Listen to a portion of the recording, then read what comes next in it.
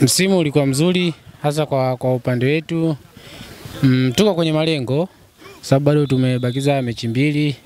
Malengo yetu tuwe nafasi 5 za juu na nadhani inawezekana kwa sisi kama klabu kama Mashujaa.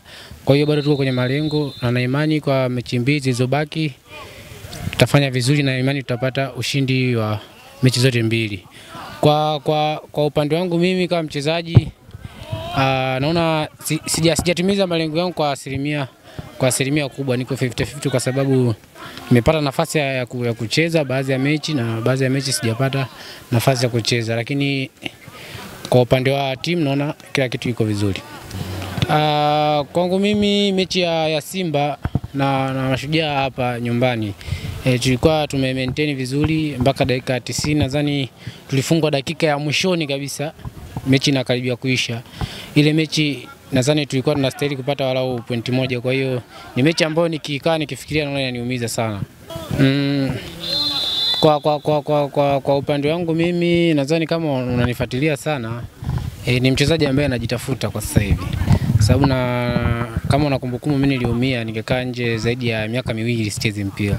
Kwa hiyo kwa mchezaji unajua ukiwa umekosa nafasi ya kucheza ndani ya misimu 2 kurudi kuja kurecover na inachukua muda sana. Bora hata nilikuwa nimeumia hata tunasema miezi 3-4, lakini kwa kukaa miaka 2 bila kucheza mpira kwangu mimi mpaka sasa hivi naona bado naendelea kujitafuta. Kwa hiyo kwangu niko kwenye changamoto na imani Mungu akinisaidia nitarudi kwenye kiwango changu. Pengine tutegemee kipi msimu unaofuata kutoka? Mtegemee mazuri kwa sababu kadri muda unavyozidi kwenda na imani inazidi kuimarika. Kwa sababu unajua ukitoka kwenye majeraha ya muda mrefu unakuwa mwoga.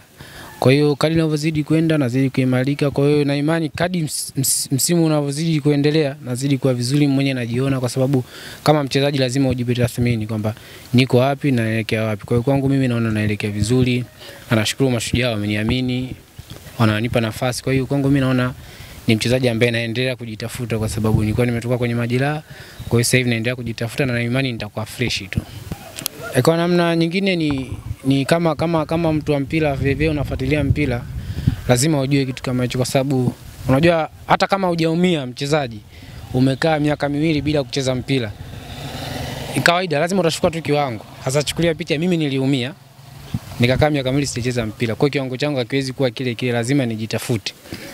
Unaona, kwa hiyo kwa mchezaji ni changamoto kama hizi zinatokea. Kwa hiyo lazima situation kama hii inatokea.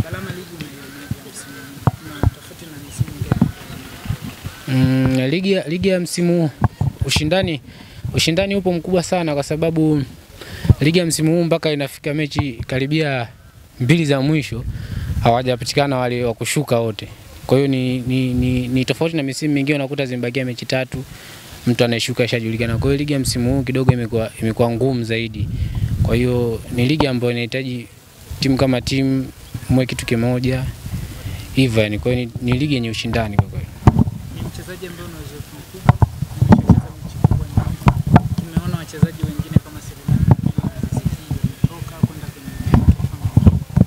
kwenye kwangu mimi kwanza kucheza ligi nje ya Tanzania ni kitu kizuri, kwa sababu unapata experience mpya. Kwangu mimi na imani kila mchezaji anakuwa na ndoto za kucheza nje.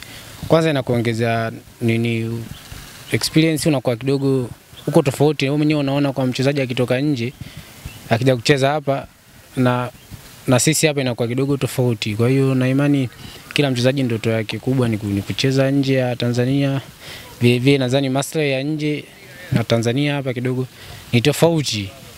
Na sisi wachezaji tunacheza mpira ili tuweze kupata pesa, tuweze kutunza familia zetu. Kwa hiyo kwa mchezaji kwenda nje kucheza mpira ni kitu kizuri. Kwa Mashujaa naomba waendelee kunisupport. Timu yetu inazidi kuimarika, inazidi kuwa vizuri tofauti na msimu ulioisha. Naomba waendelee kutusupport, waje uwanjani kwa wingi hivyo.